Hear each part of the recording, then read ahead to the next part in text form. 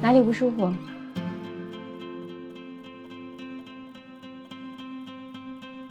你是挂了我的号吗？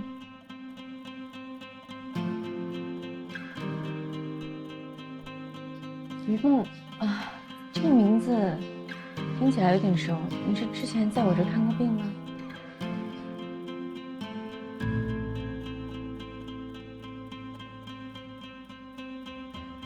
你们已经在一起3个月了，她现在都已经怀孕了，是吗？我不知道她怀孕，不知道她怀孕？是她这次回来才告诉我的。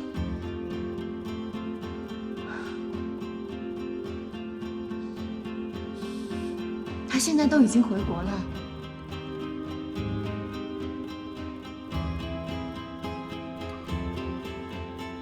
你是赵建安大学里那个女研究生？我还在想该怎么自我介绍，他果然跟你提起过我。你没有想到我们会以这样的方式见面吗？赵太太。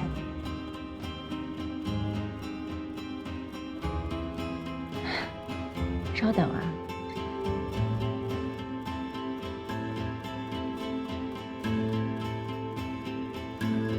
你好，我这是心脉3诊室，麻烦你们尽快到我这儿来，我这有点情况，要尽快。不知道他身上带了什么危险品。什么情况？你在给谁打电话？什么意思啊？我是来找你谈判的。唐主任，哪有情况？你们来的挺快的，不到1分钟。这位就是那个情况，问他仔细一点，不知道他身上带了什么东西没有。好，放心，主任。我不是唐佳宇，你跟他们说清楚。唐佳宇，你不是在医院，就是在去医院的路上。如果你愿意多花点时间在家里面，多花点心思在我身上，我根本就不会出轨。赵建安现在都是我的责任是吗？我们刚认识的时候，结婚以前我就告诉过你，我的工作永远要排到第1位，你是知道的。我知道，我只是在说一个巴掌拍不响，这不会是只有我一个人的责任。如果你在乎，如果你把心思放在我身上，如果你真的在乎，说吧，把你对我的不满都说出来。我知道你已经憋了很久了。我知道你把工作排在第1位，我不在乎，因为我在乎的是你这个人。如果你在乎我，如果你在乎我们的孩子，如果你在乎我们的生活，那个孩子根本就不会死。所以你就跟他同居3个月。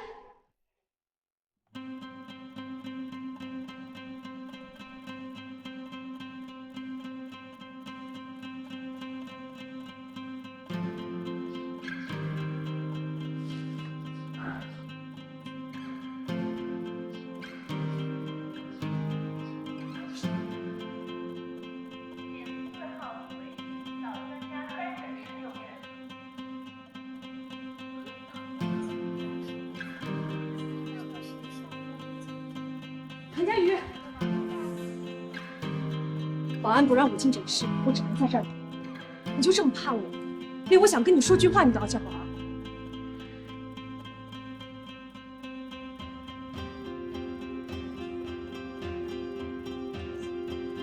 他说只有1次，那都是骗你的。我们住在一起3个月，他每天都很快乐，只有我能让他快乐。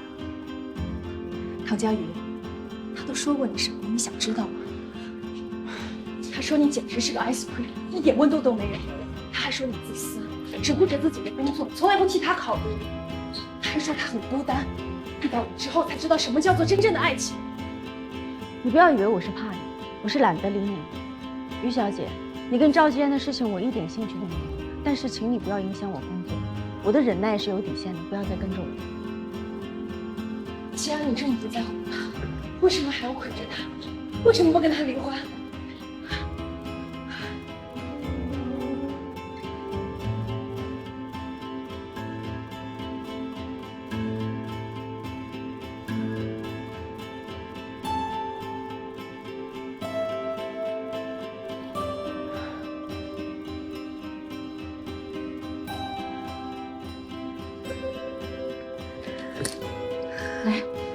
靠在我身上，放平。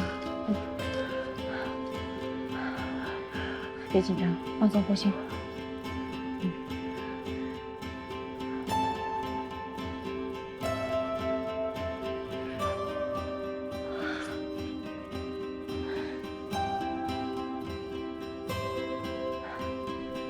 马上来1楼安全通道，病人晕倒了，马上。起来，靠住。放平。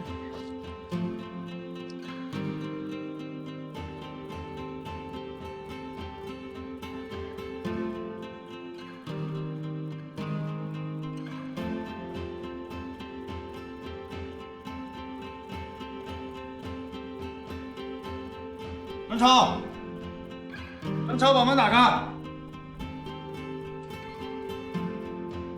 吵什么吵啊？电话里不都说清楚了吗？说清楚什么了？你前天说要涨房租要半年付，好，我答应你了呀。你干嘛把我东西扔出来，把我书扔地上啊？是，你是同意了，你室友都已经交钱了，你呢？你的钱呢？啊？我把这房子挂外面，结果秒没，人家出那钱比你还高。那我把你东西给搬出来呀，我是怕你不搬。你别欺人太甚了啊！出什么事了？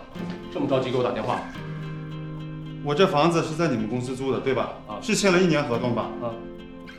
他把我那间房子租给别人了，把我东西扔一地。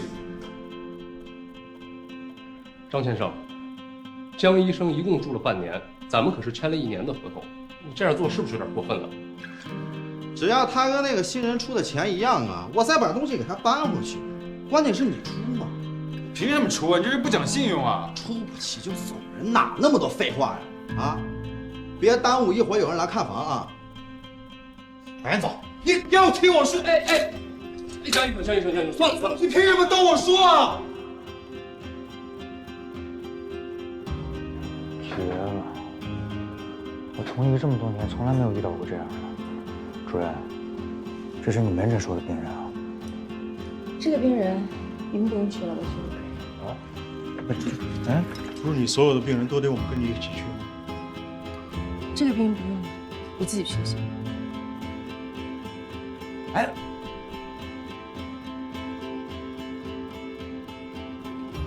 不是说了吗？不让你们去了。闲着也是闲着。我刚才听一个护士说，那个病人总是说一些有的没的，反正都跟你有关系。我怕你到时候一个人说不清楚，反正我也没事，就跟你一块去啊。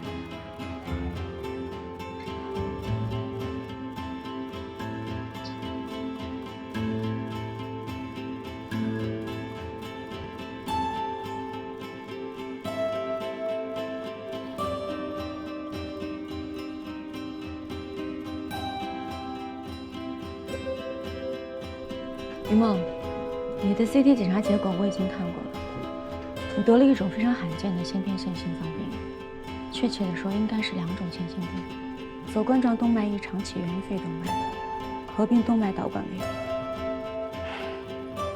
看你的反应，你自己应该已经知道了。我用验孕棒测试怀孕，有一天我突然晕倒，被送到医院，医生说我流产了。后来又查出有心脏杂音，他们推荐我去科梅德医疗中心，我真的去了。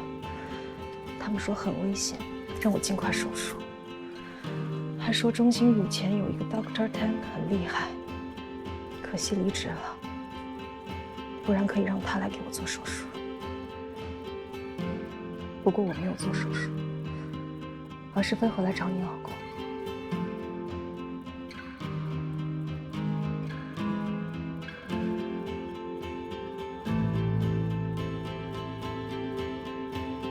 我真的很不理解，你怎么能冒着生命危险，千里迢迢飞过来，就是为了继续你第三者的身份？这有什么好自豪的吗？第三者，我可没那么多道德束缚。我相信真正的爱情是高于一切的。我可以为赵静安付出我的生命，你能吗？你这种冷漠自私的女人，你懂什么是爱吗？你心碎过吗？我告诉你，失去赵静安，我心都碎了，我活不下去，就像刚才心脏病发作那么疼。你是说心碎吗？我告诉你，每一天人的心脏会向全身输送6000升血。如果你能活到80岁，你的心脏会跳动25亿次。心脏是人体最坚韧，也是最强大的器官，不会那么容易心碎。你刚才胸口疼不是因为赵吉安，而是因为你心肌缺血。你的冠状动脉本应该从你的主动脉发出，但是在你出生以前，它就搭错了线。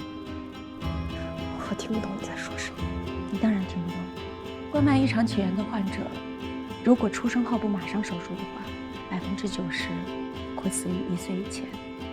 此前还要经历数次痛苦的心肌梗死。但是人体就是这么奇妙，你的心脏有一个致命的畸形，但是同时，它又让你拥有另一个畸形，就是动脉导管疾病。动脉导管只存在于胎儿期间，它的作用是让人体的动静脉血混合，一旦出生，就会慢慢闭合。但是你的动脉导管不但没有闭合，反而随着你的年龄生长，越发的粗壮，反向去滋养你错位的冠脉。两种机理相反的病，互相抵消。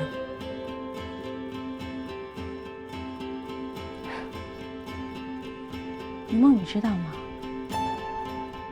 拥有你这样一颗心脏的几率是有多小？你的心脏为了让你能活下去，付出了多大的努力？可是刚才你却说，你为了一个男人不想活了。你不配拥有这颗心脏。还有，赵吉安根本不爱你，他只是嘴上这么说，他是默认了。如果他跟我一起回去，他从来就没有动摇过，他压根儿就没有爱过你。我不相信，不可能。我跟他在一起生活这么多年，我太了解他是什么样的人了。这不是我编的，也不是为了气你。我是想真心告诉你一个简单的事实：于梦，你的心脏病得很严重，需要尽快手术。我会帮你安排另外的医生。我要你给我做手术。如果你真的这么笃定，不把我当成情敌，那你就给我做手术。我不要别的医生，我只接受你来手术。唐佳瑜，我都不怕，难道你怕了吗？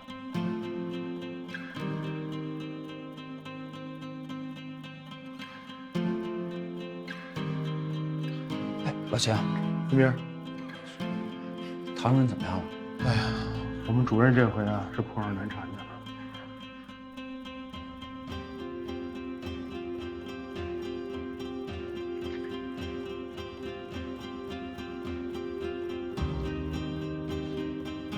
什么情况？你知道吗？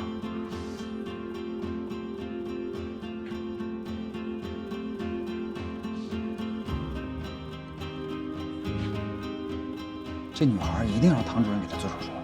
可不，我也不知道这女孩是诚心要作死呢，还是套路太深，我看不出来。反正主任这回啊，心情是糟透了。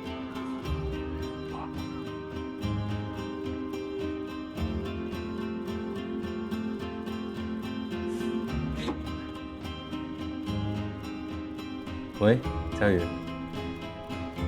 于梦突发心脏病，现在在心脏中心住院。于梦的心脏中心。对，你快点来解决这件事情，让他马上转院。行，我知道了。欧阳振宇，你在这干嘛呢？协议上说好的，你来了是帮我整理资料，你怎么躲在这儿偷懒啊？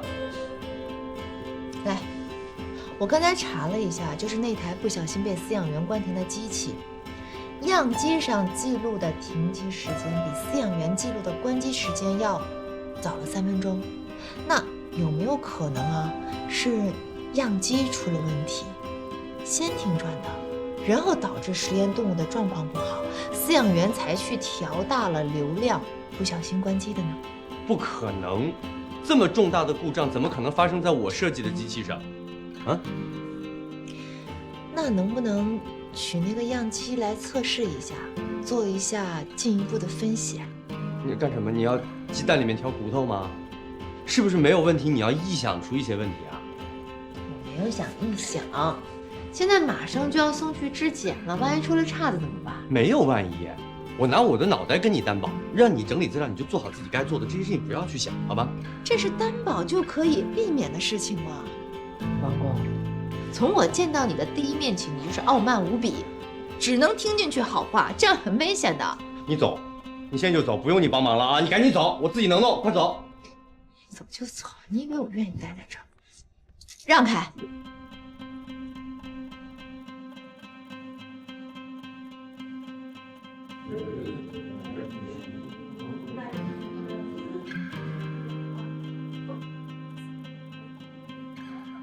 潘主任，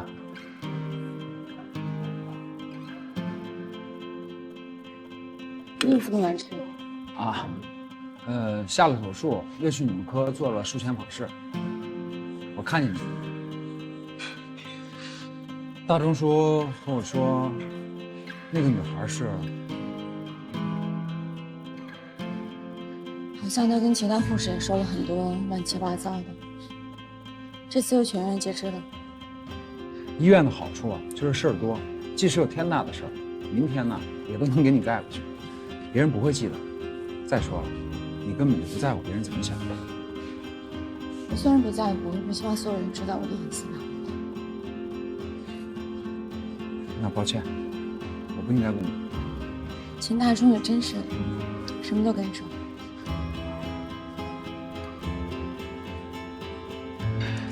那就别做这台手术，不要难为你自己，别做这台手术。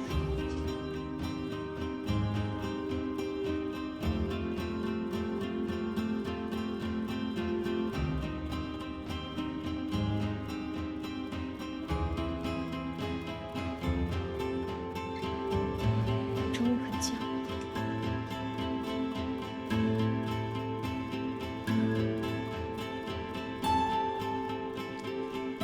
对不起，我不知道你有这个病。你不知道的多了，你不知道，我是真的爱你。我是来劝你转院的，去别的医院治吧。我会全程陪着你，等你康复了，我送你去机场。赵教授，你怎么这么傻？他根本就不爱你。你以前说过，你老婆从来都是选手术，根本就没有选过你。这次我就是要向你证明，他仍然不会选你。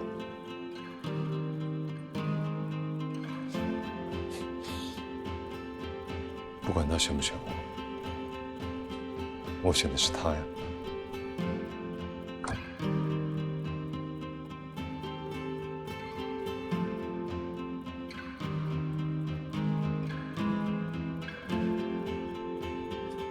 他不同意转院，但你可以不接。当然，我没有资格要求你做什么，但我请你不要做这台手术。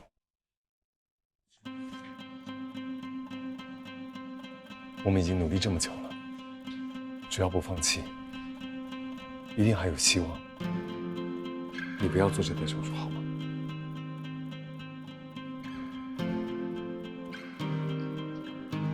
主任，主任，说吧。那个吴主任让你过去帮忙，说9号手术间的人出血止不住了。知道了，马上看。现在没有时间想这件事情，晚一点我会给你答案。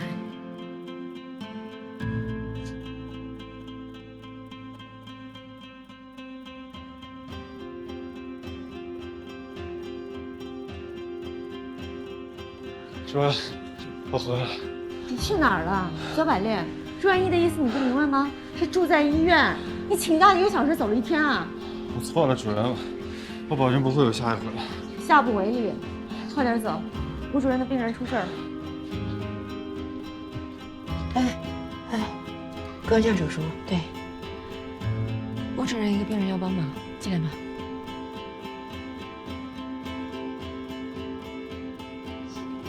王东，所有的送检资料、电子版和纸版，幸亏有欧阳处长帮忙做的那个表格，整理起来容易多了。这都是你们的功劳，不要把功劳都归功到他身上。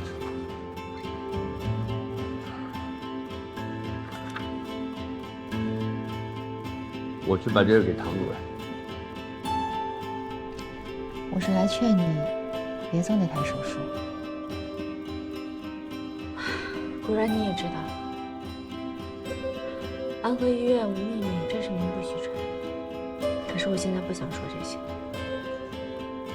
我是担心你。我知道，谢谢。这件事情我希望自己认真想清楚。好吧，那我先走了。哎，你帮王海明的忙帮的怎么样？还和以往的合作一样，谈崩了。不过我本来就是想让他删掉我妈的微信，只要他不来吃饭，我就可以跟我妈说他主动提出的分手，这样我也轻松了。真不知道我妈是怎么想的。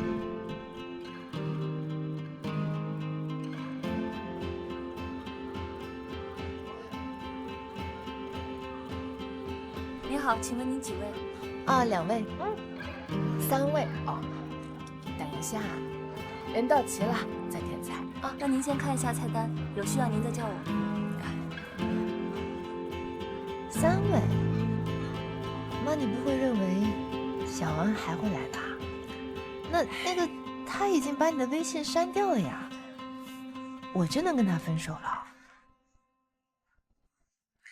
他一定会来的。小王来了，小王。哎，好。你好，你好。不好意思，我迟到了。啊，没有关系，没有关系。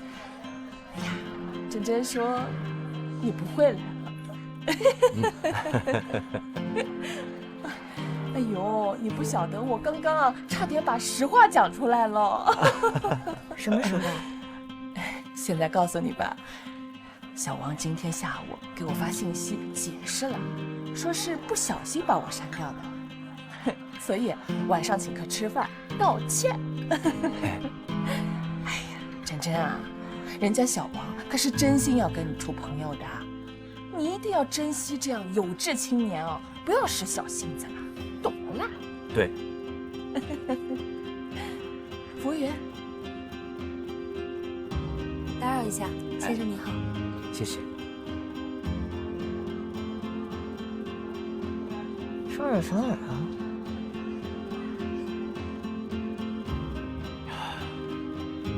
是你毁约在先，而且你在唐主任面前说那么多坏话，你以为我会忍气吞声吗？那是因为你妄自尊大。你狗眼看人低。你才是狗。你是狗。你是狗。你是狗。哎，你是狗。你们两个在讲什么呀？妈妈，我是说多点点菜，网购。哎，对。不好点那么多菜的，节约是美德。对的呀，小王讲的对的。看看，懂得节约的人，就是好好过日子的人呀。珍珍啊，哎呦，小王啊，这样，咱们一起点啊。阿姨告诉你哪些上海菜最好吃。我不喜欢吃上海菜。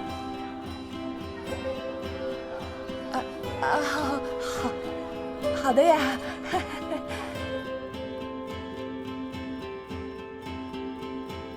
进。主任，这手术的事儿你打算怎么办？明天再说吧。是我怕你。不用害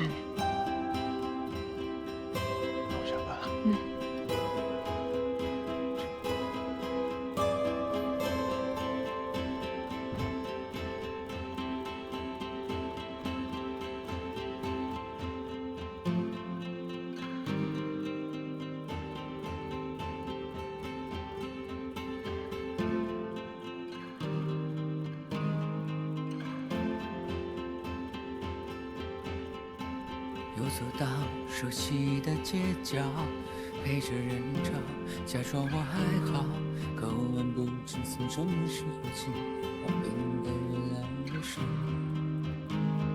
明明像孤独的飞鸟，等不到曙光为它破晓。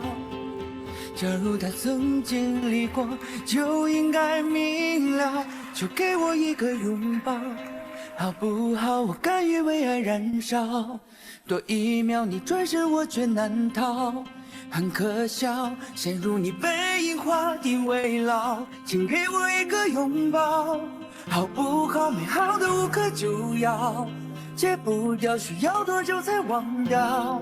不知道，我困在梦醒时分，自我嘲笑。就给我一个拥抱，好不好？我甘于为爱燃烧，多一秒你转身我却难逃，很可笑，陷入你背影画地为牢，请给我一个拥抱，好不好？如果你在乎，如果你在乎我们的孩子，如果你在乎我们的生活，那个孩子根本就不会死。所以你就跟他同居3个月。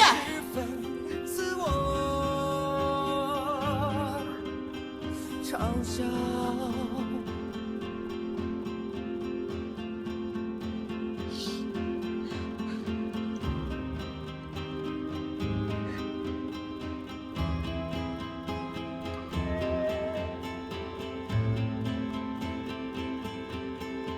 出轨？不是，这赵新安也太不地道了吧！怪不得主任这几天都在值班室。你跟他们3个说，别当着主任提着这事儿。好，我上去帮他们说。哎，主任，哎，早。早点吃了吗？不吃了。我订了今天的手术室，一会儿你把手术同意书拿给病人签字。病人。15成了吗？啊，对，哎，于萌，要不然这台手术你别管了，我来主刀吧。不用了，这台手术我来主刀。好。不是，主任真要给小三做手术啊？就算这个病例罕见，主任也不能为了一台手术就……这可能是主任唯一一次不是为了做手术而做手术，明白吗？什么意思啊？你这脑子真让福尔马林给泡了。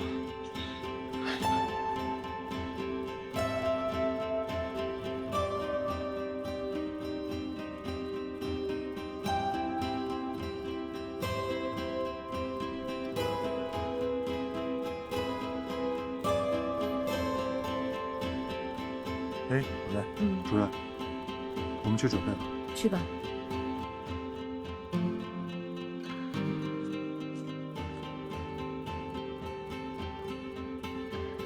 你为什么这么看着我？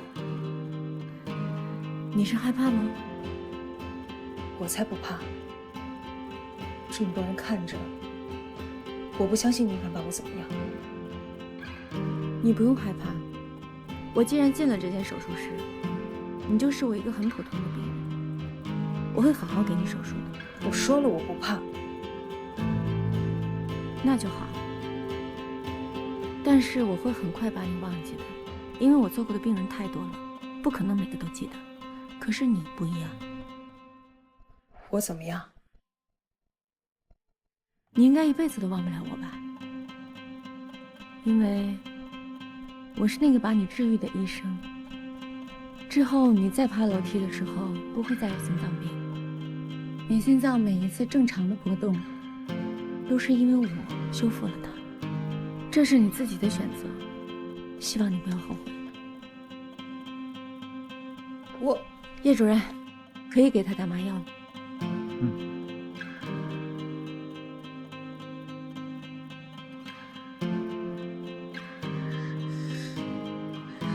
开始麻醉，放松，别紧张。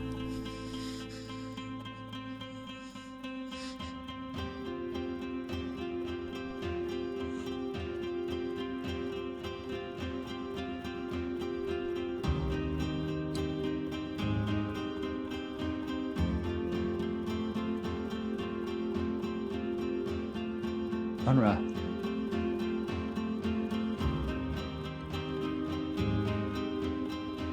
辛苦了。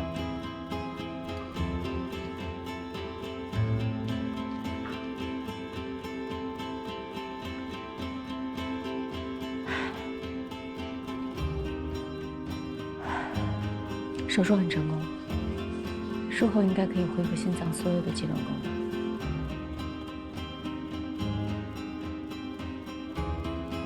你一直都是那么优秀，那我们结束了。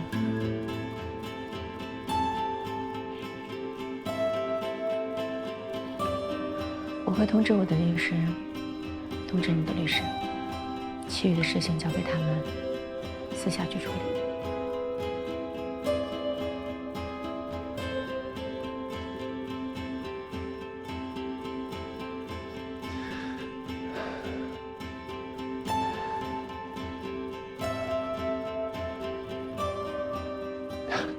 对不起。这句话应该我对你说，对不起。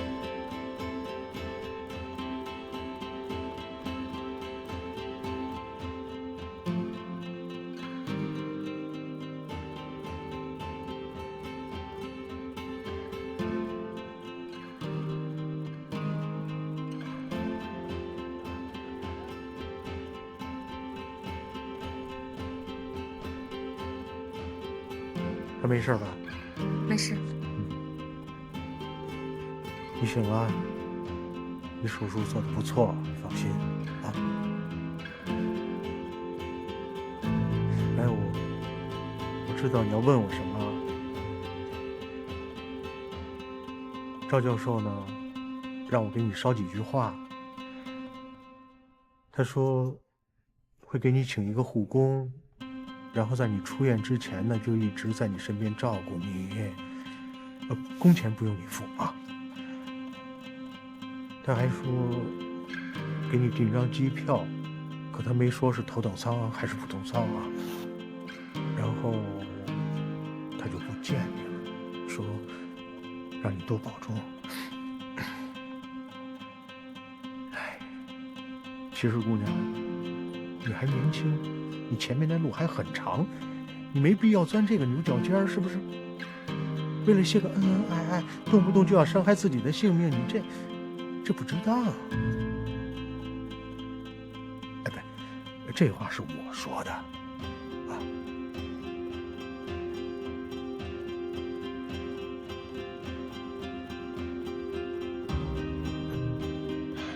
叶医师，你这是？啊，我要离开了。再见。你上吧。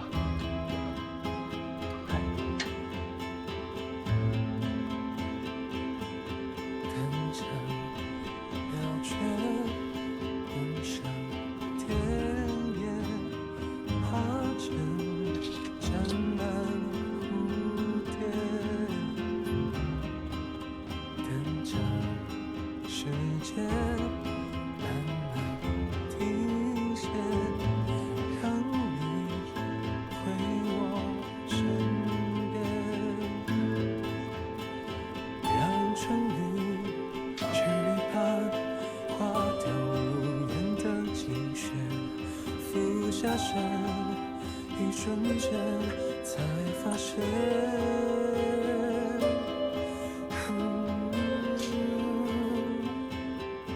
枯燥身心呀，完成了那些生长的力量，让零落的花在轻柔的微风中回到家。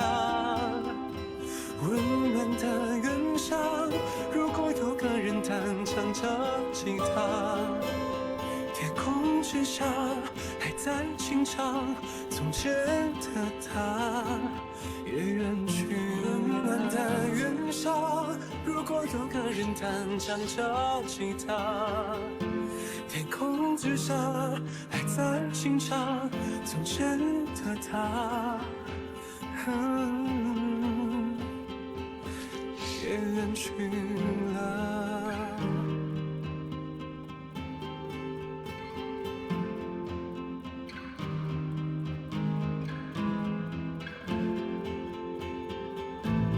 由安和参与研发的国产磁悬浮人工心脏已经送往药监局指定的质检中心进行质量检测。一旦通过检测，就可以申请临床实验了。能有那么大的成果，这完全有赖于院领导的精准部署，当然，也少不了临床医生的付出努力。心外的唐主任，唐佳瑜，也有一定的功劳。根据我们送审的材料来看，这个动物实验的数据啊，非常好，估计在1周内，质检的结果就能够出来。都是刘副院长带队有方。自从刘副院长督办我们医疗，咱们院的医疗水平那是层层层的往上窜。我提议呢，咱们给刘副院长鼓个掌，好不好？这都是我应该做的。散会。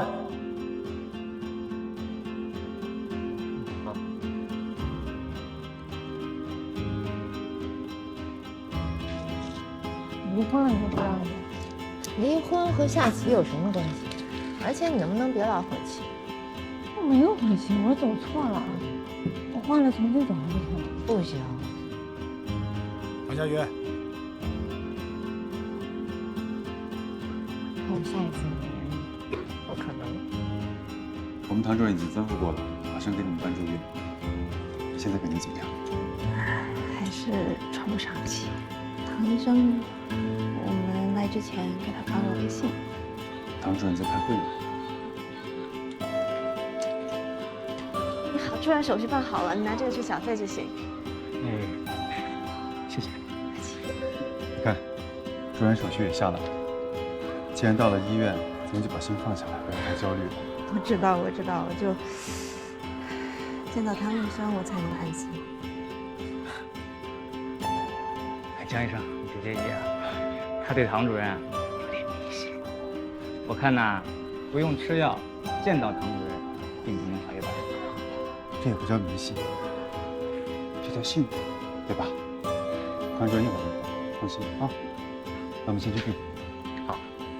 怎么了？找你说件事儿。等这人工心脏开始临床实验的时候呢，医院想开个新闻发布会，可是现在还没想好。这个新闻发布会该谁来主持？当然是你了，是吧，刘院长？刚才会上不是也说了吗？精准的布局，这是实至名归的。你真是这么想的？不会是又拿糊弄领导那些话来糊弄我吧？当然是这么想的，你怎么老是这么想我呀？不过，我对你有个中肯的建议。说。到时候主持会议呢？你能不能适当的减减肥啊？瘦一点上镜好看。你现在的状态就是看上去有点富态。我还有病人，我先走了啊。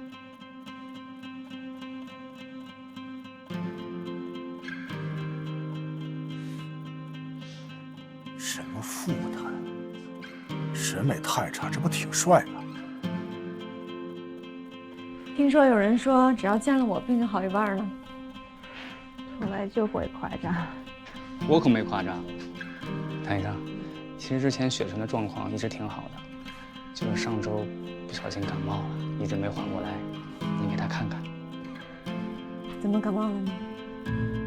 怪我送萌萌去游泳，别的孩子叫爸爸都陪着他们，我没忍住，就下水游着玩了一会儿。小丫头可高兴了，结果回家就感冒了，差点把我气死。那我可不许冒险了。来查一下心脏。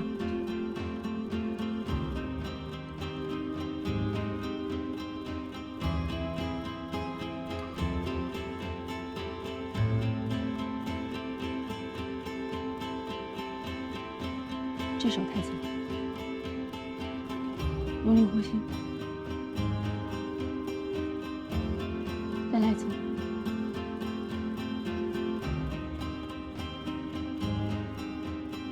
海林，超声机拿过来。好。唐主任，这个不严重吧？是不是挂个水就好？还不能确定，做个 B 超检查试试。幼儿园撒娇有严重，我还带萌萌去看。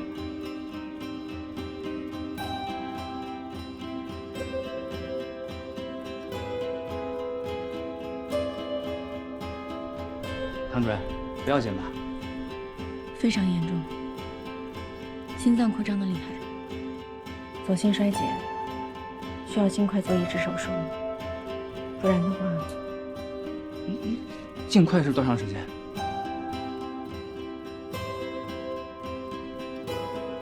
？3天，最多1周。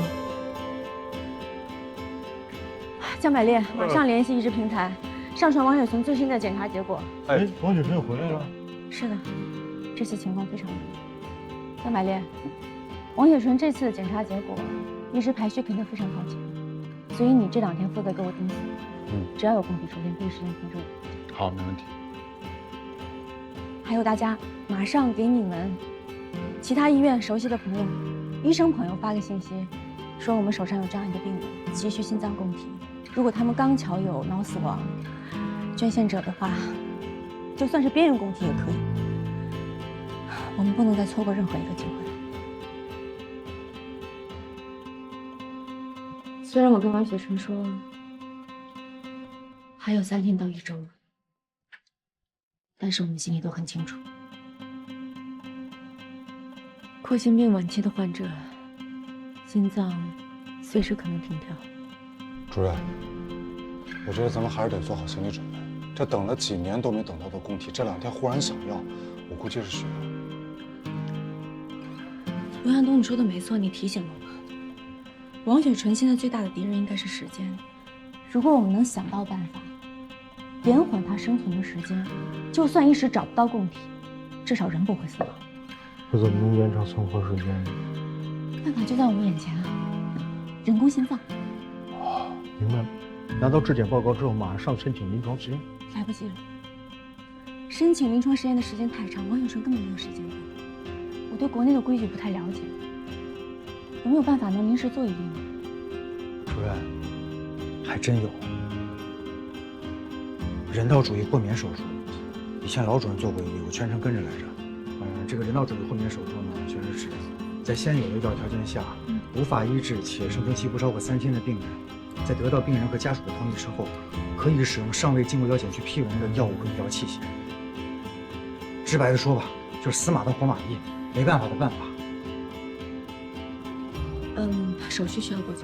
首先是要通过家属的同意，然后通过医院伦理委员会的审核，审核通过了就可以去卫健委备案了，备案通过就可以直接手术了。快的话2、3天，因为都是危重病人，不会超过3天的。我觉得这个办法可行，那我们就分2路，好吧？刘向东、周达，你们2个负责科里其他的病人，大叔、江百烈负责给我盯供体。当然了，能做移植，移植是首选。廖小波这么有经验，我跟你一起盯这个人道主义豁免手术。好，无论如何，我们现在只有一个目标，就是保住王雪纯的命。明白，明白，明白，明白。妈妈，你怎么又来了呀？不是说好不来我单位的吗？我在家里没事做呀。再说我刚刚没有叫你珍珍哦，你做啥不好意思啦？嫌妈妈给你丢脸啊？我不是那个意思，那他们都是我的下属，你老是这个样子，我将来怎么展开工作？哦，是的呀。不过我是想让他们多多照顾你呀。那这里不可以，小王那里总可以吧？小王？王海明？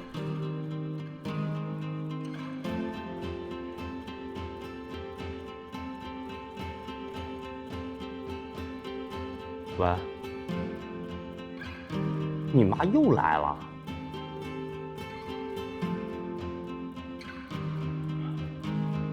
我上次答应去吃饭，那是因为你在别人的缝坏房，我为了偿还。我这次为什么要帮你啊？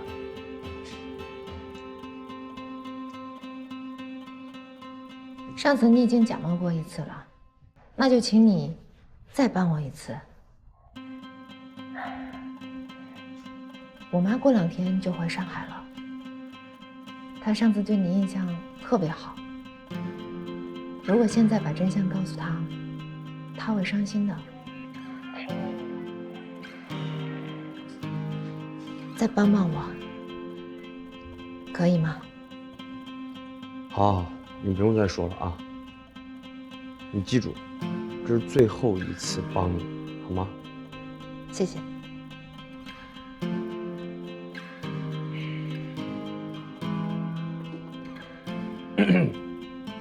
那个，我通知个事儿啊，未来1个小时之内，欧阳真宇是我女朋友。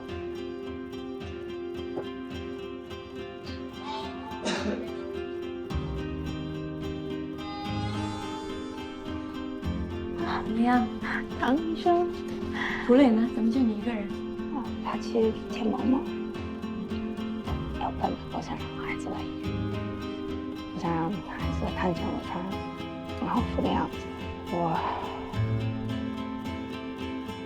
时间不多了，能多待一会儿是一会儿。中病组讨论了你的病情，心脏移植是最优的选项。可是能不能在这么短的时间内遇到适合的供体，没有人可以保证。所以我们有另外一个方案，就是给你植入人工心脏，可以争取更多的时间，等到有适合的供体再给你移植。虽然这么做要完成2次手术，但是可以帮你多争取些时间，让你在相对长的一段时间里安全又有质量的生活。是，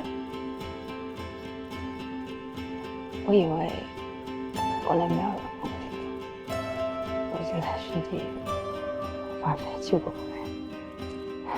我来就是想跟你说这件事儿。国内现在有几家医院已经开始研究人工心脏，安和就是其中一家，而且刚刚做完动物实验，正在等待质检。这款人工心脏呢，我很了解，因为动物实验是我操作的，它的性能跟国外现在最新的人工心脏相比也是毫不逊色。这么好，唐医生，我不是怀疑你呀。是，我知道，植入这款人工心脏危险是巨大的，因为它只接受了动物的实验，还没有真正在人体中试验过。动物跟人是不一样的，所以在人体中会发生什么问题，没有人能100%的预测。其次，还没有获得药监局的审查，所以现在只能用人道主义豁免的方式手术，而且这个手续什么时候能办下来，我也不知道。但是我知道的是，第一个吃螃蟹的人要有莫大的勇气。但是王雪纯，我不希望你有特别大的压力，明白吗？等一下我会让道主任把人工心脏详细资料给你看看。你好好看一下，有什么不懂的随时问我，想好了再做决定。王雪纯，无论你做什么选择，我都理解，我都是无条件支持你。你在安和这段日子，我都会陪在你身边。妈妈，哦，萌萌，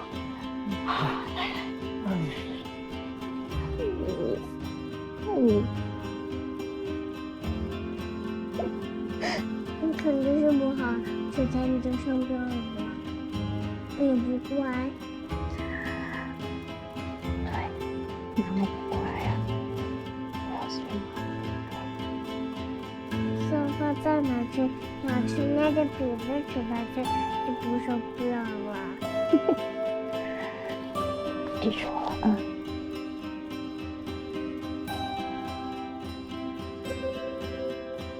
萌萌，怎么不知道叫人呢？你看这个阿姨是谁？不知道。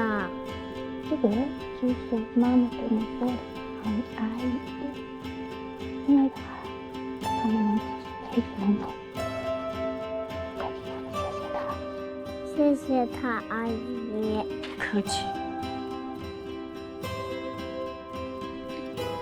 唐医生，外国人不愿意这部分工作。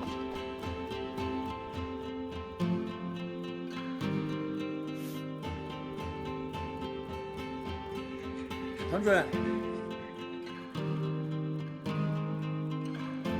您刚才说的那个人工心脏植入，真的可行吗？可行，只是风险非常大。我们会一边寻找供体，一边准备植入手术，到实在撑不下去的时候才会动手。你放心，不到最后一刻，我们不会放弃。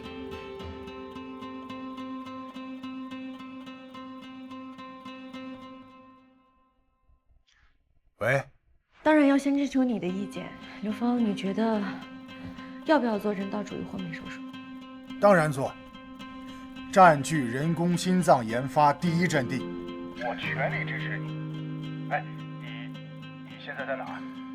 哦，我可以马上到你办公室来。哎呀，你别浪费时间找我，你去找欧阳，他和叶一鸣都是医院伦理委员会的成员，在开会投票前，你去探探他们的看法。明白。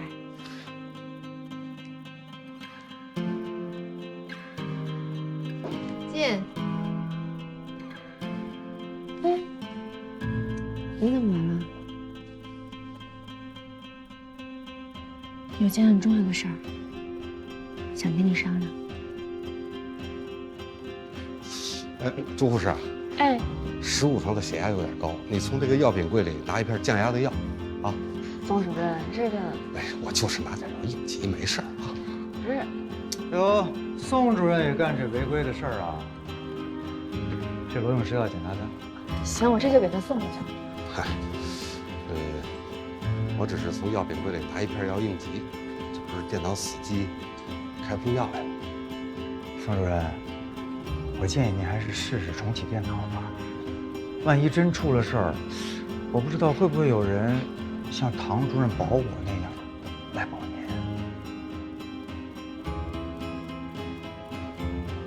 啊，重启电脑，重启100次都成。宋主任，您听说了吗？我们马上要做人道主义豁免手术，人工心脏的第一例人体植入。唐主任虽然年纪不大，但是他有技术有胆识，跟他一起共事，经常会让我想起跟着老主任的那些日子。但跟着你的时候，我确实没有这种感觉。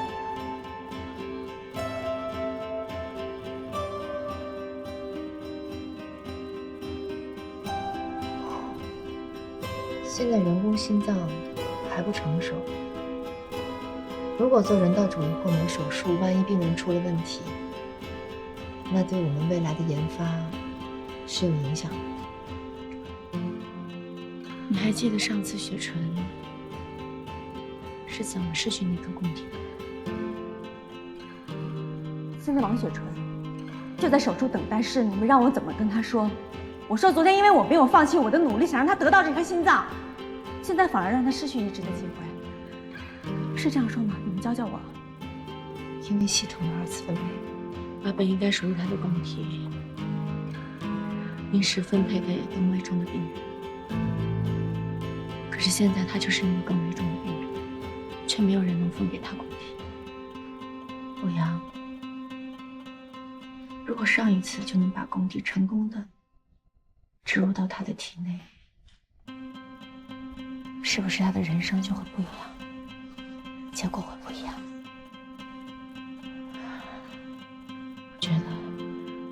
是我欠他的。你知道不是这样的，你不能这么想。我束手无策，欧阳，现在是2个选择。第一是什么都不做，安全保险，但是病人没有生存的机会。第二是有冒险，但是至少可以给病人争取能够活下去的机会和那么一点希望。你说我会怎么选？我知道你一直都是在选择后者，这也是我尊重你的原因。我会通知伦理委员会召开临时会议。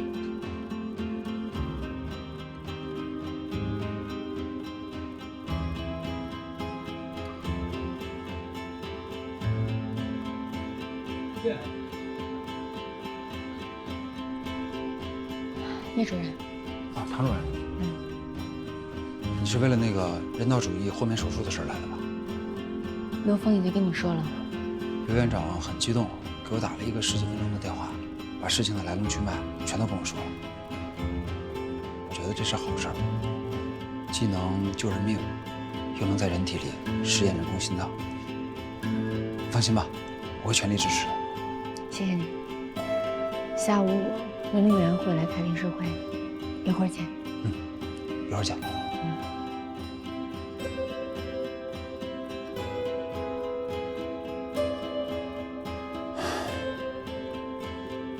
等等，哇，红烧肉，还有黄焖栗子鸡，爱吃吧？啊，清炒虾仁，来，赶快尝一下。好好好，来，来，那尝一尝。好。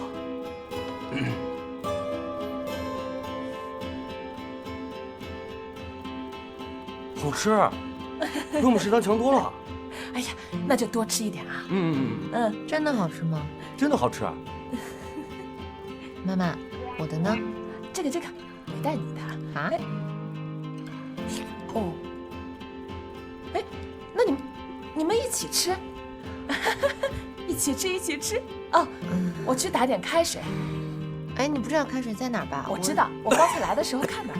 阿姨，我去给你打开水吧。我自己都看到了啊！你好好吃，陪小王多吃一点啊！好好吃饭，来，快陪他一起吃啊！啊！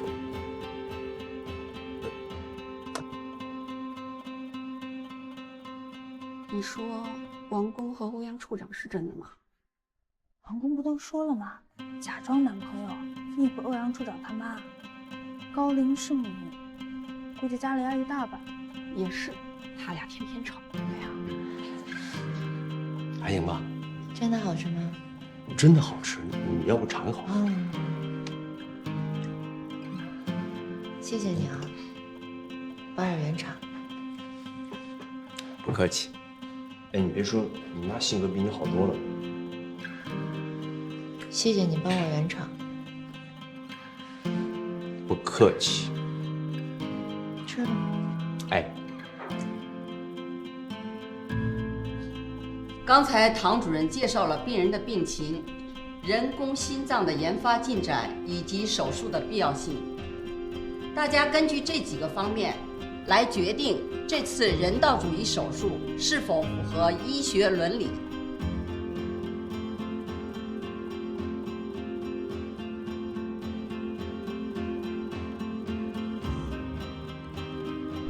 怎么样？全票通过。哎，真的吗？我马上跟戴小波说，去备点备案。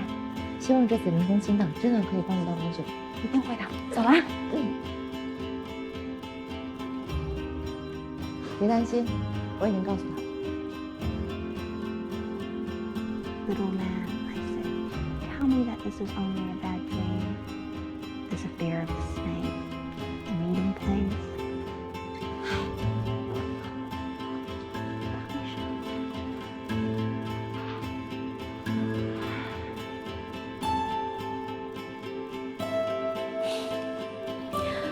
我来是要告诉你，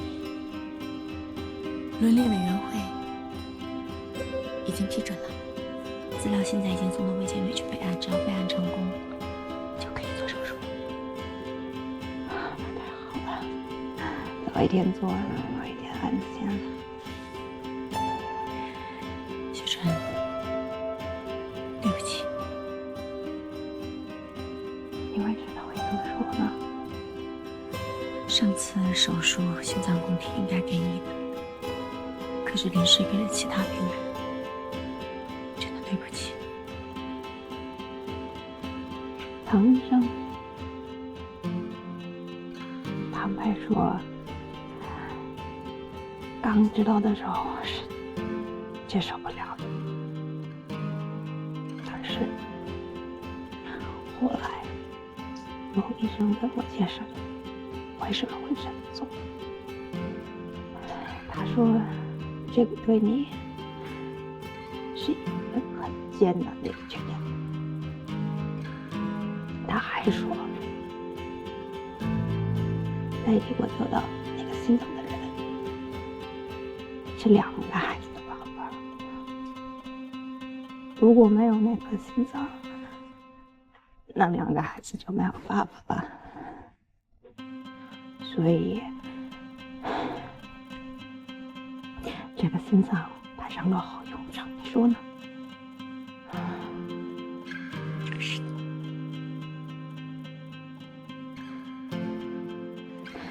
唐医生，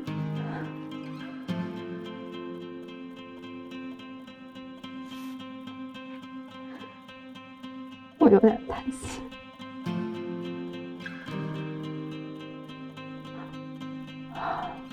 我还是不想死。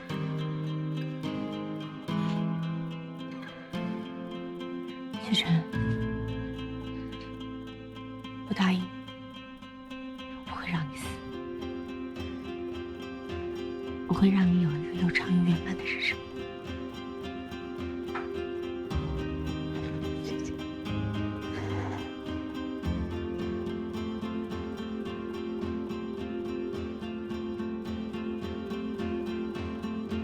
这个，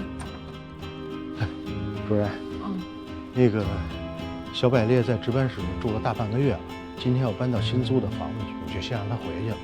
我今天来盯这个移植平台，反正到现在也没什么消息。好，辛苦了。好，跟你说一声。哎呀，我怎么觉得这个比你发给我那图片看上去小很多呀？而且它就一折叠床。就你这个预算，还要租一居室，可能这样。哎，你把这折叠床换了，这就能好很多。算了吧，省点事儿，反正我平时都在医院的值班室。哎呀，我给那么多年轻人看过房子，你是最乐观的。这样，那没什么事，我先走了。哎，行，辛苦啊。哎，对，你答应我的那个免费医疗咨询可别忘了。哎呀，我没忘。但是我真心觉得，你最好不要来找我。那必须的。行，走了，辛苦啊，谢谢啊。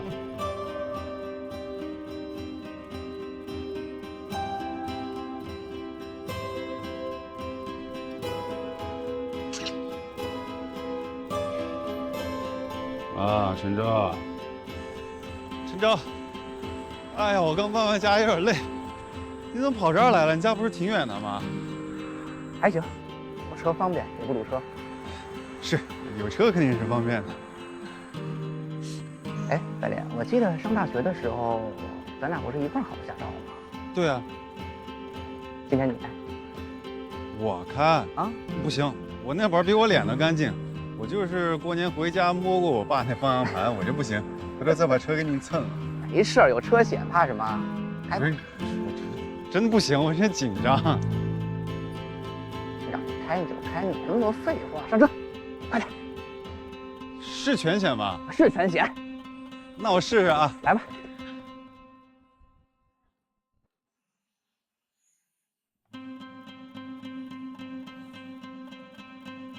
可以啊，开的不错啊。这说话我有点紧张。这哥们儿你逆行了，你知道吗？啊？没有逆行吧？没有，继续开吧。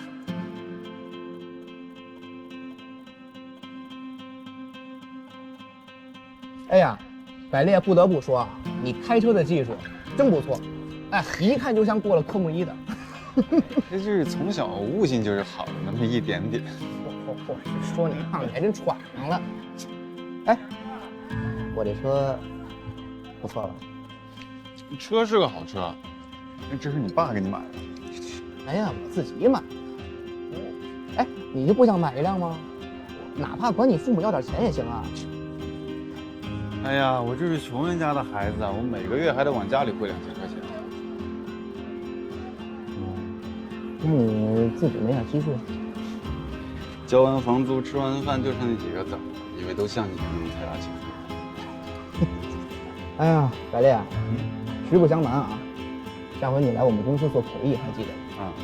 我们老板特别的赏识，就觉得你医学博士，英语又好，哎，说什么都想让你来我们公司上班。就你们那个医疗器械公司是吗？对呀，而且去的不是医学事务，去的是销售部。你知道现在销售部就缺你这样的，懂医学专科，外形好，英语好的人才，真的。你要是去了，我想想，年薪最起码这个数起30万，还能再谈。这样的话，想想1-2年买车不成问题。这条件听起来确实还挺诱人的哈。诱人吗？是不是？那还不赶紧试试啊？哎，这可是老板亲自让你去，这可跟你自己去面试去应聘，那不是一码事儿。而且你别忘了，你要是去了，你跟我那直接竞争对手。哎呀，你真是太大公无私了，我先敬你一个。先不说感谢啊，你怎么想的？是这样的啊，郑总，我也不是不想要好车啊，也不是不想要那高薪，但是我爸妈辛辛苦苦的供我读了那么多年的医学院，那是为了让我去给病人开刀做手术的。人人啊，都为五斗米折腰，就你想的不知道，是吧？行，等着饿死吧。饿不死啊，我们医院有食堂。再说了，我们心外科的快乐不到。好，好，只要一拿到质检报告，我们马上给您送过去。好嘞，谢谢谢谢。卫健委给咱开了绿色通道，只要一拿到质检报告，马上备案。对，刘副院长跟质检机构在沟通，希望能够加急加快。刘峰电话，应该是好消息。喂，刘峰，怎么样？质检报告出来了吗？什么？人工心脏存在重大的问题，不能用于临床，这是质检的结果。怎么会这样呢？不是数据很好吗？你能不能现在再帮我问一下？对，病人多耽误1天，风险就会高1天，可以吗？那我等你消息。好。什么情况？人工心脏没有通过质检，具体的报告过2天才能出。怎么会这样？会不会是弄错了？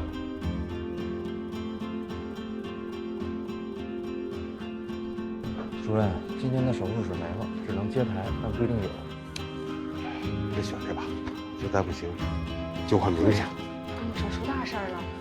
刚才我从重病组回来，他们说人工心脏质检没通过，王雪纯的手术泡汤了。怎么会这样？现在移植平台又没有消息，人工心脏又用不了了，唐主任都快急疯了。先不这样了。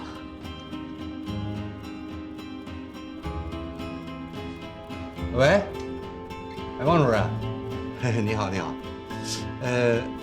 能不能麻烦您把那个瑞士人工心脏的事情再详细的跟我说一说？我想了解一下。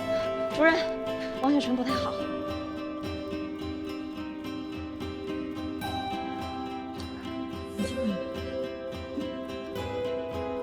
没有心跳了。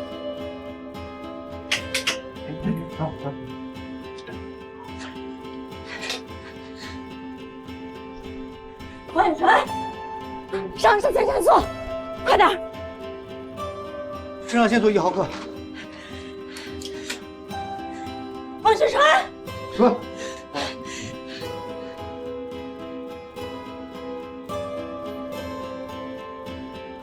龙哥有反应吗？没有反应。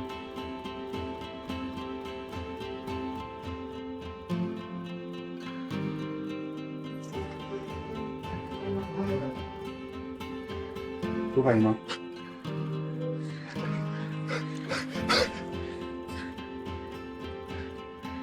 主任，一点反应没有，用药到了最大剂量，现在有没有问题？有没有人工心脏？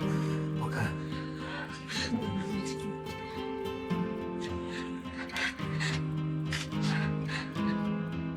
王雪川，王雪川，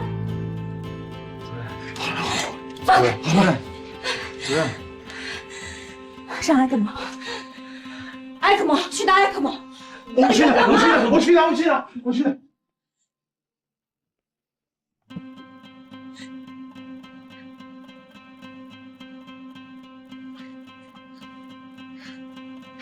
秦主任，上埃克莫吗？我已经ICU用班准备好了。护士长上埃克莫容易，但上完之后怎么了？这才是最大的问题。哎，这位家属，我接到电话就赶过来了。雪川怎么样？心脏骤停。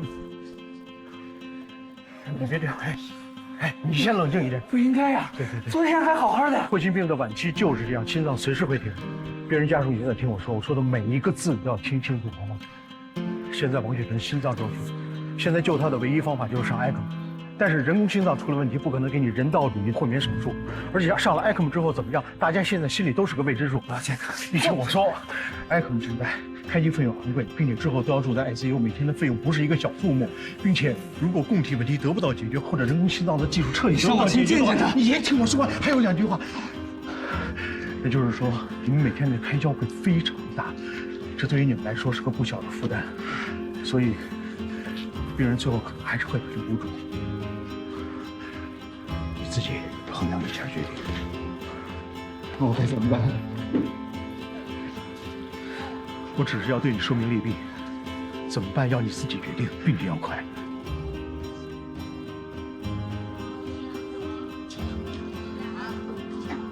对你家属要快。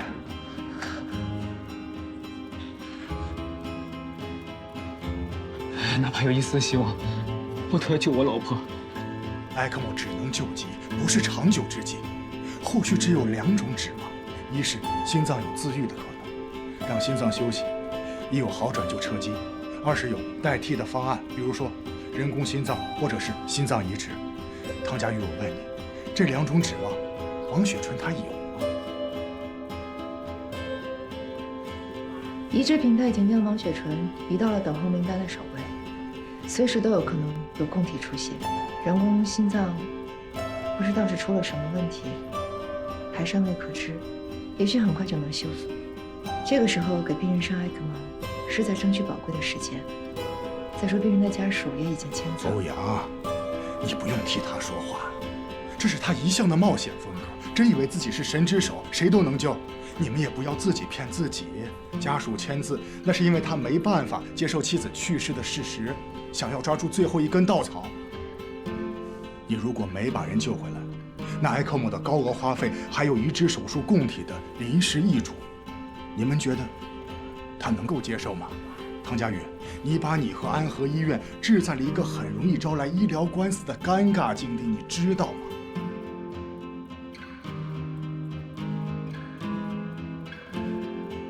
你接下来打算怎么办？王雪纯的心脏不可能自己修复，只有移植或是人工心脏。现在最要紧的是找到供体，还有尽快找出人工心脏问题在哪。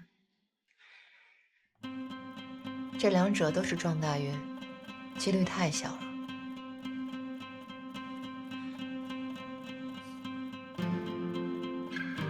为什么要给病人上埃克莫？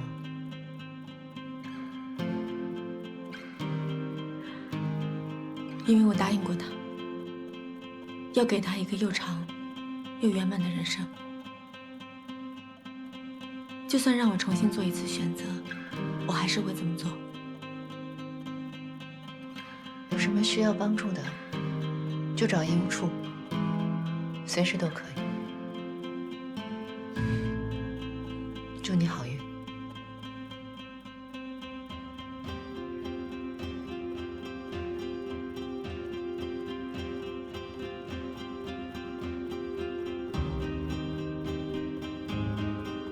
刘院长，我有事找您。有事就说。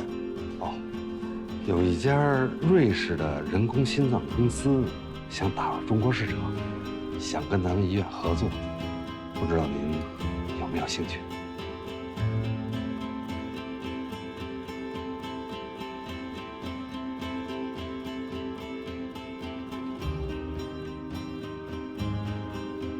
王海明，找到问题出在哪儿了？从早上就开始测试样机了，机器运转很好，各方面数据也很好。质检部门就不能直接告诉我们问题出在哪儿了吗？不可能，3级医疗器械质检关乎重大，检测报告没有出来之前不会透露任何细节。我们之所以知道现在我们的机器有问题，那是因为刘副院长根据他以往送审的丰富经验推测出来的。他有没有可能推测错了？不可能，我很了解刘副，他在关键事情上是非常靠谱的，而且他不会拿病人的死活开玩笑。王海明，现在时间是我们唯一的敌人。如果能够找到机器问题出在哪儿，能把它解决了，人道主义豁免手术还是可以进行的。关键是两眼一摸黑，根本不知道从哪儿开始找。那就找啊，一样一样排查也要排查。我还是那句话，要快。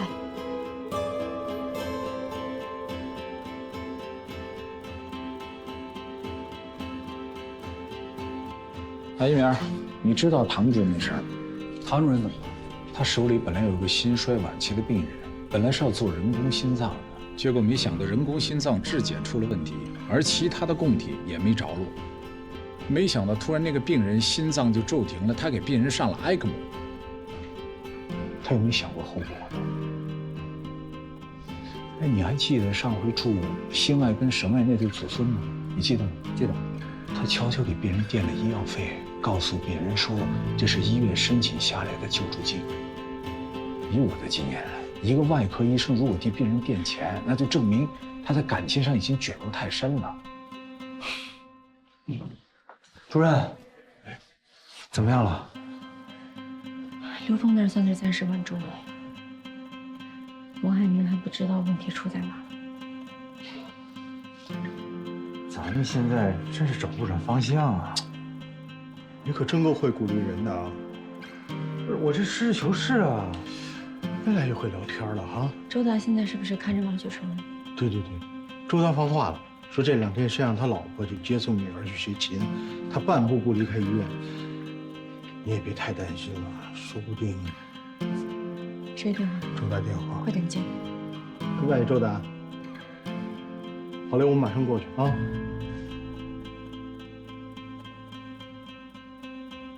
周达，主任怎么样？你看王雪晨这都输液2个小时了，一点尿都没排。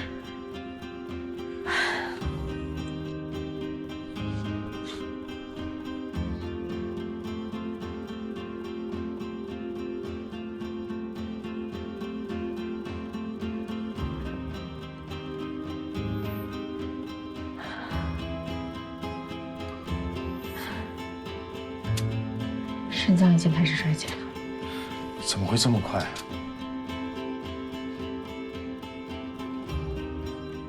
肾脏受血率影响到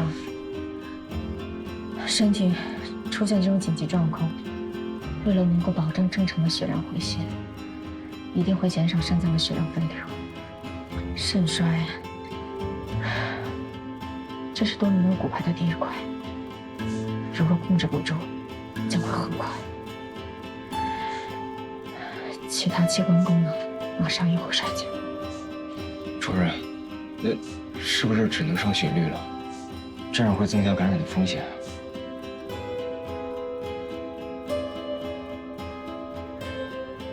我去跟涂丽说。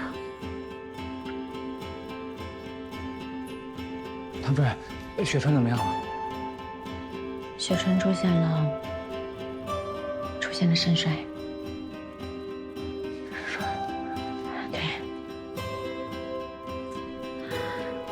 肾衰是其他器官衰竭的第一步，一旦其他器官衰竭，供体还是人工心脏都没有意义了。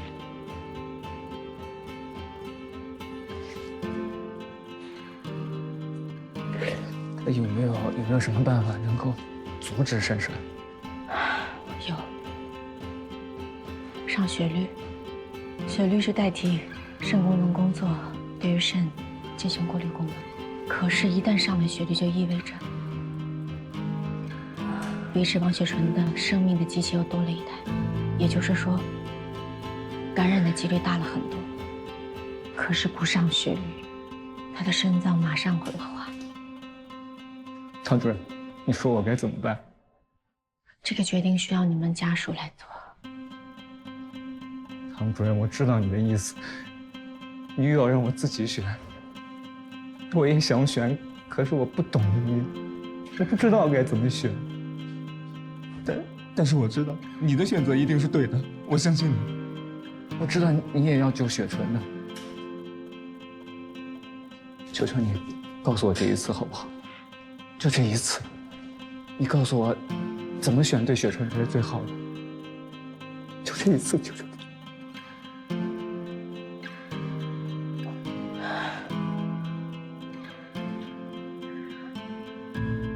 还不到放弃的时候。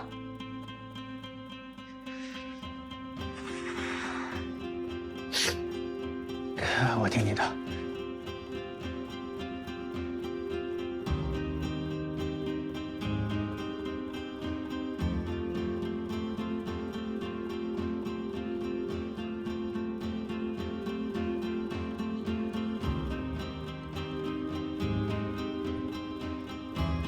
金兰，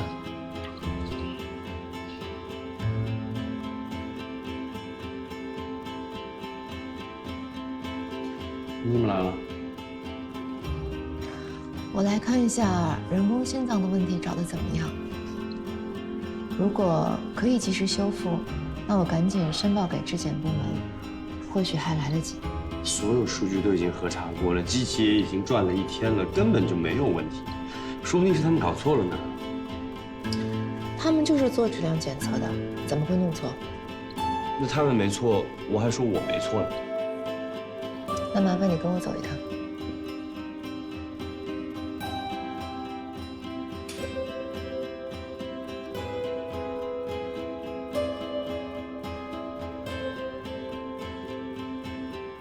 我带你来看的，就是这个人。他为什么身上的管子比前面那些病人都多呀？因为他的病比他们都重。他现在的心脏跟肾脏都已经停止工作了，所以用 ECMO 暂时代替心脏，用血滤暂时代替肾脏，完全靠这2台机器，这个女人才能活下去。这次人道主义豁免手术本来是给她做的，因为人工心脏质检没通过，所以她现在被卡在了生与死之间。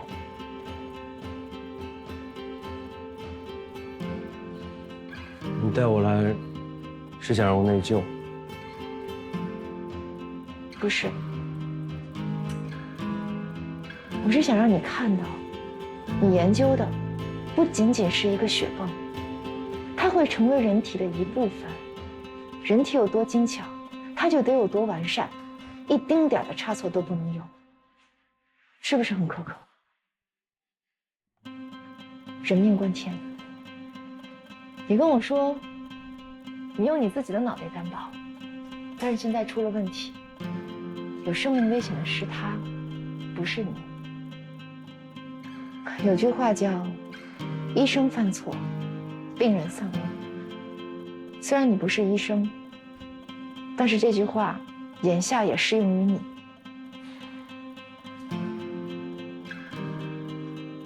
你研究的人工心脏，是在给千千万万的病人谋福利，所以我希望你能够记住它，在未来研发的每一步，都要记住他的脸。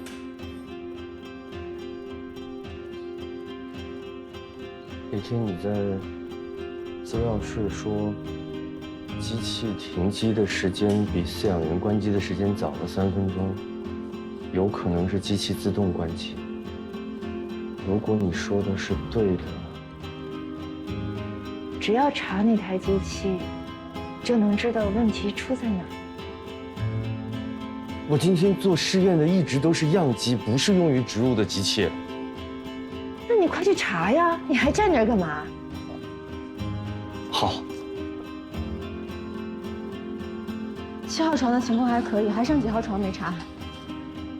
彩莲啊，没有了，主任。那我去 ICU 了。哎，你别去 ICU 了，昨天晚上就没怎么休息，赶紧去值班室睡会儿。ICU 周达那儿盯着呢。还是我去吧，你跟江百烈手机要随时保持畅通，一是平台打电话要确保第一时间接到，知道吗？好的，主任。唐主任，我昨晚找出那台被饲养员意外关机的人工心脏，把它放在测试机上进行测试，结果真的意外停机了。目前不清楚是软件还是硬件发生了问题，需要逐一排查，但是这需要花不少的时间。是，时间是现在最紧迫的。如果实验羊在关机前就因自动停机死亡，当时就应该发现，怎么会拖到现在才发现？这是我的责任。当时负责监控实验羊的人是谁？是你吗？是江医生。我只记得我一抬头的时候，那只羊已经趴在地上不醒了。我以为是流量不够，我让饲养员去加大了流量。一抬头，感情你一直低着头来着。刚才王工已经说了。 机器的关机时间比饲养员关机的时间要早3分钟，3分钟够你反应了。当时你干嘛去了？你忘了？如果那个时候能发现，我们就不会贸然送审，主任也不会误以为可以做人道主义豁免手术。那对王雪春的治疗，那会是完全不同的2种方案，我们也不会这么被动。大小波，别说了，少说2句。 现在不是相互指责的时候，知道吗？我还有很多工作，我先走。辛苦了，王工。主任，我就是生气，我们太被动了。行了。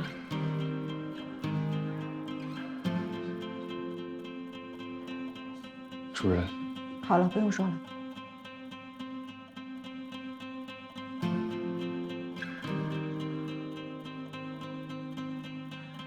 喂，你好。啊，我是安徽的江百烈。好，好，太好了，谢谢你们，谢谢。有工地了。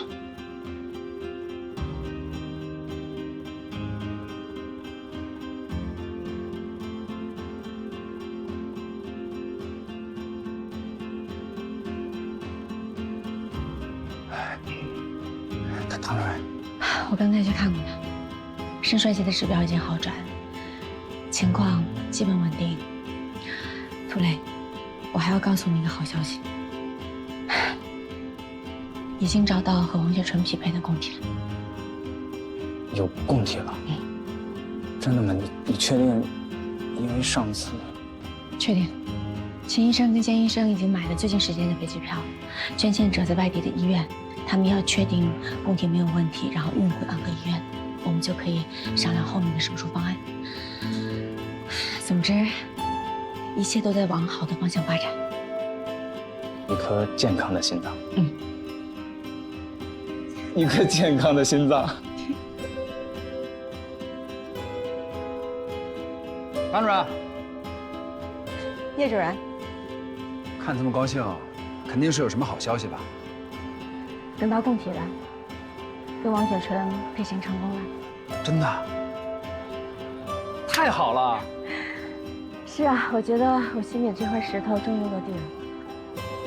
我能看出来，你跟这个病人的关系啊不一般。其实我觉得，好像是我欠了他一颗心脏。现在终于有机会可以还给他了。哎呀，以后他就可以带着他女儿到处去玩，不用像前几年那样小心翼翼的。还有，他爸爸高血压，我相信知道这个消息以后，一定比任何的降压药都管用。是，这好消息是好消息啊，可是什么？你对这个病人是不是有点过于用心了？这个病人的情况有一点特殊，这次肯定来不及了，但我可以保证下不为例。从今以后，我肯定会变回之前的那个铁石心肠，至少比你的心肠硬。那就好。走啦。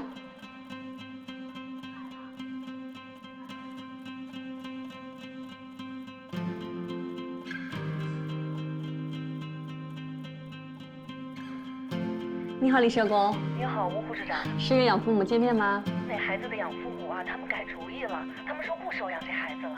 什么叫他们改主意了？为什么会反悔呢？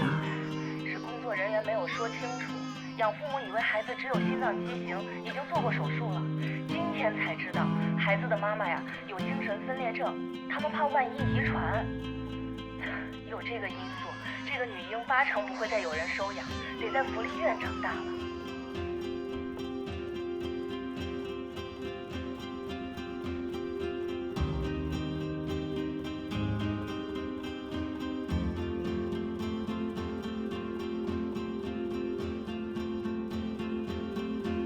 叶主任，看下手术啊。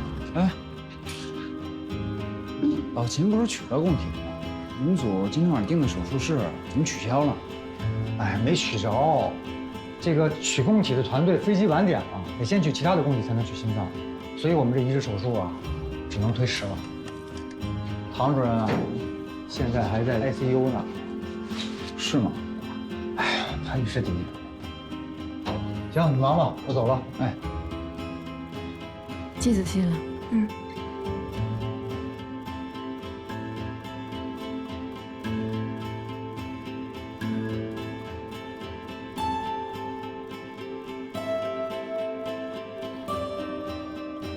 唐主任。怎么今儿又是你啊？我还没见过哪个大主任天天在 ICU 熬通宵呢。周大女儿发烧了，我让她先回去了，而且别人看着我也不放心。你也回去吧。我帮你盯着。不用了，你下班了，你先回去吧。我今儿正好值班，科里也没什么别的事儿，你回去吧。有什么事儿我第一时间通知你。不用了，那你去休息室睡一会儿。唐主任，你明天还有移植手术呢，如果今儿休息不好，那明天手术怎么办？没事，我都习惯了。反正我在 ICU 还有个术后的病人要看着。而且人 ICU 有医生，对不对？你当他们是摆设啊，是吧？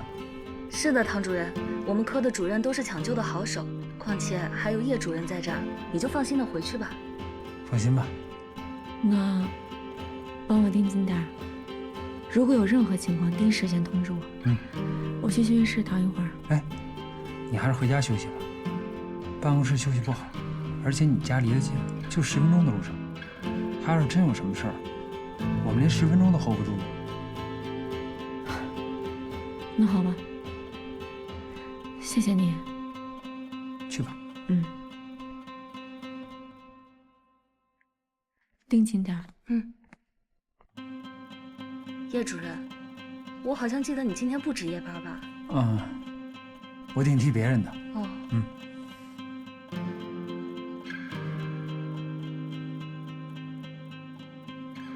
叶主任，你怎么在这儿啊？王雪纯那儿啊？周达早上5点就来了，我跟他交接过了，他现在在 ICU 看着呢。情况怎么样？我走的时候一切正常，不过应该尽快手术，他的身体应该撑不了太久。供体到了就好。请大钟。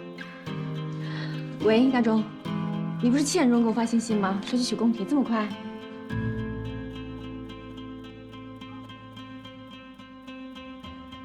不是，你们再检查一下。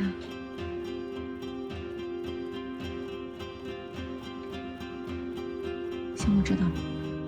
那我们回来了。主任，怎么回事？捐献者的心脏有实质性的病变，医院供体都算不上，根本用不了。怎么会这样？哎，刘副院长，欧阳处长，一大早您怎么在这儿啊？你坐。哦。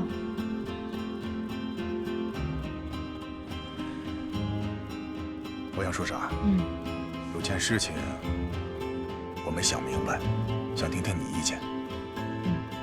是这样，宋宝德呢给我推荐了一家瑞士的人工心脏公司，这家公司想打入中国市场，想跟安和合作。他们的产品呢是第二代，不是子源辅，但性能也还行，开出的条件也不错。但是有个条件就是，安和必须在5年内只能使用他们品牌的产品。这次人工心脏这件出问题啊，让我反思，是不是2条腿走路会更好？你觉得呢？刘副院长，您这么聪明的一个人，怎么没转过来呢？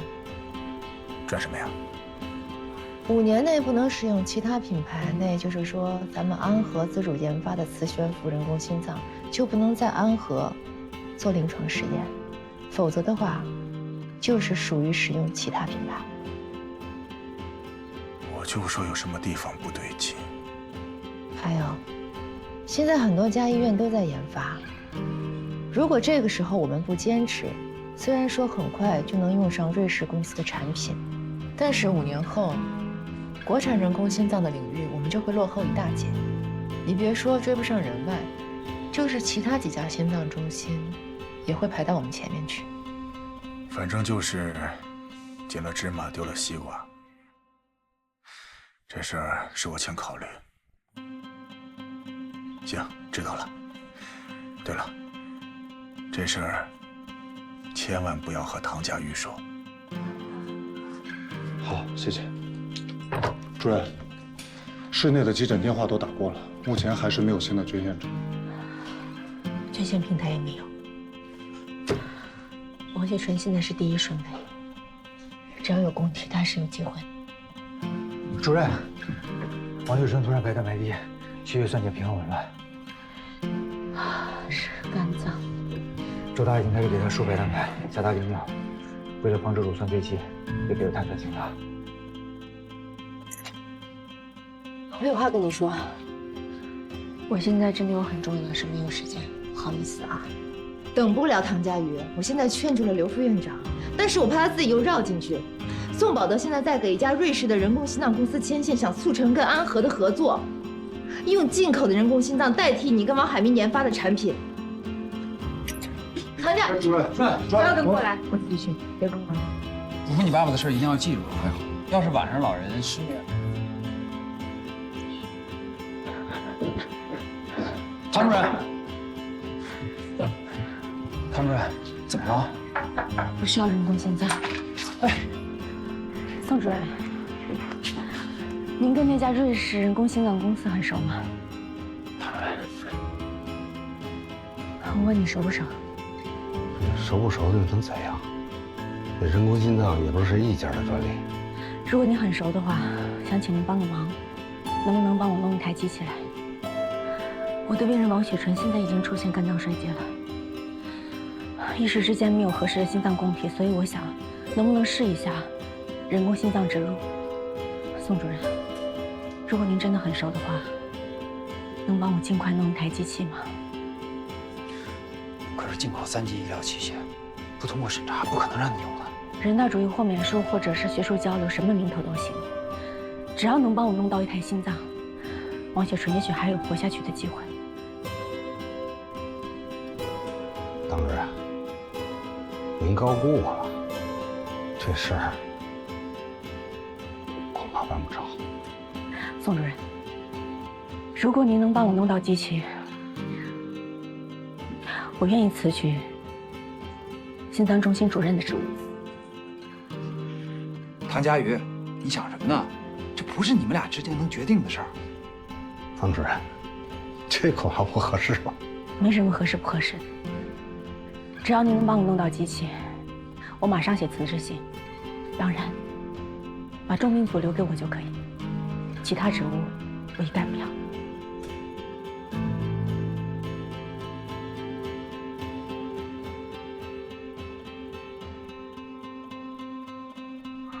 回来了啊！主任很快就不是主任了。啊？什么意思呀你？宋宝德认识一家瑞士的人工心脏公司，主任说只要他弄一台给王雪川用，他就把中心主任这个位子让给宋宝德。疯了！这位子能是说让就让出来的吗？啊？江伟烈，主任现在这个情况，你说怎么办吧？行了行了，有完没完？这诚心看你这年纪小欺负人了，我找他去。哎，叶主任劝了半天了，就在不去。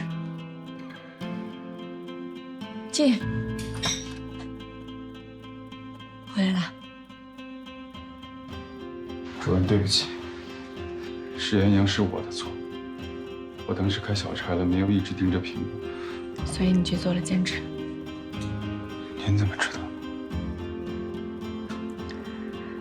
当时让你负责到动物实验中心帮忙，所以你就没有手术上了，也没有奖金，甚至连交房子的房租都是问题。所以你去做英文翻译，当成兼职。现在想想，应该是那个时候。宋宝德提醒过我，可是当时我没有在意。伟烈，委屈你了，对不起。主任，你别这么说，这确实是我一个人的问题，还连累了你。如果我早点发现那个人工心脏出了问题，就不会变成今天这个样子。你别说了，是我的错。首先，研发人工心脏我是负责人，其次，重病组我是组长。所以，今天造成的一切后果，都是我考虑的不够周到。你不需要背任何的思想负担，这一切都是我的问题，明白吗？求你了，主任，你打我，你骂我都行，你这么说，你让我的脸往哪儿搁呀？我怎么面对你啊？以后还你什么都不要说了，好吗？找找主任，张主任。那个，行吗？这次我是真的想帮你呀，可是很遗憾，药监局审查没通过，我也很无奈。再帮我想想办法。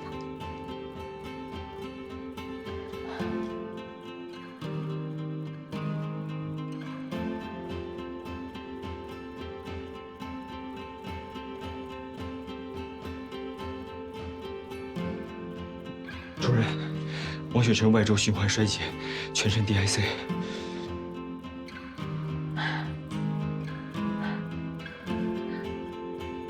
有办法，有办法，用药，马上用药，升压药。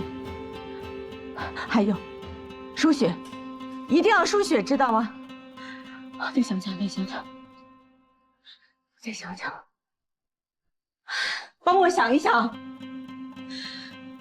现在脑子一片空白，帮我想一想啊！主任，王雪晨现在的情况是，就算有功底有人工心脏，也不能再做手术了。他现在是全身多脏器功能衰竭，已经进入到中末期了，不可逆了。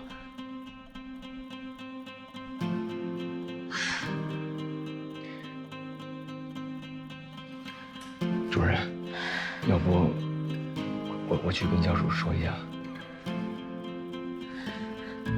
我去。图兰应该从我嘴里知道这个消息。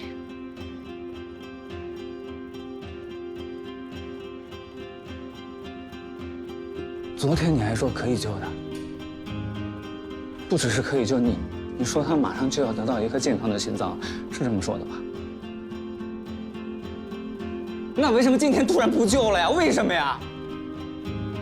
没有功底，没有人工心脏。王雨辰现在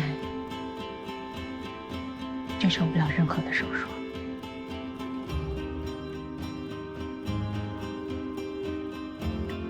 对不起，我当时不想让他死，没有想到还是没有度过这个最坏的结果，是我判断失误。你怎么可以判断失误啊？你是医生，你是他的医生。早知道这样，你还不如不给我们希望。你让我怎么跟他父母说？啊？你让我怎么跟我女儿说呀？你让我怎么跟萌萌说呀？对不起。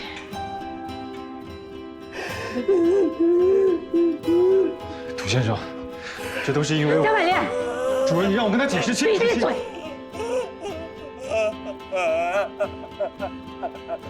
什么都别说。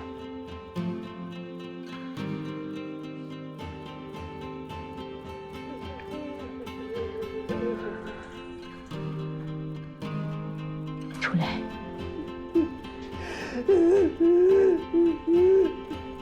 是时候该放手了，该让王雪纯走了。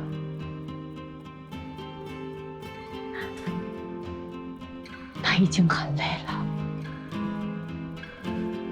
是时候了。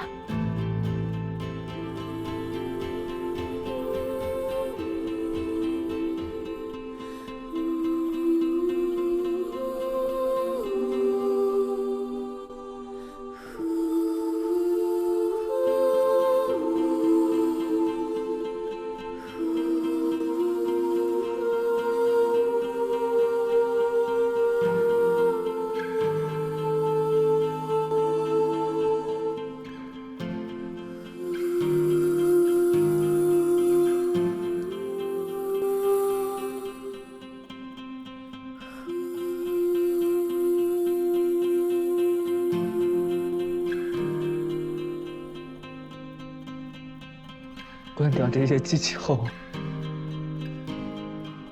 他还有多少时间？1分钟。别走开！别走开！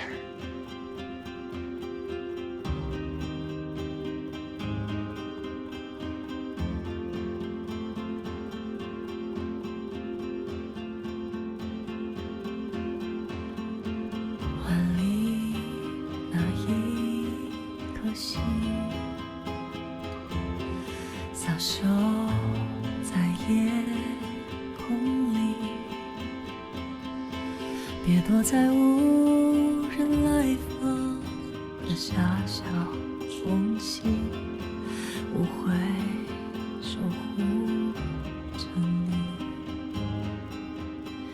暴风眼上空的阳光，短暂的琴弦和声音。我不想做医生，我再也不想做医生。一会儿我会先关掉 ECMO、血液，最后关掉呼吸机。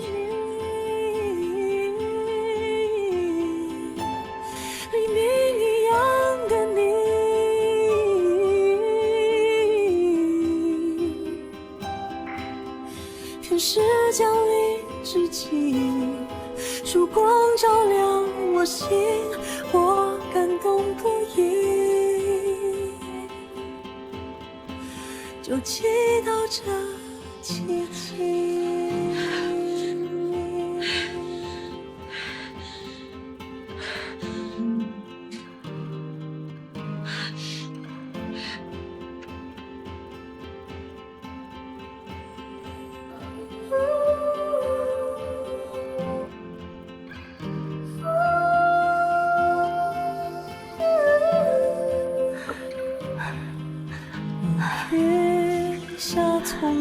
飘的雨，唤醒我无心的生命。睁开眼，世界很多情，我不允许你放弃。我生命中的你，黎明一样的你，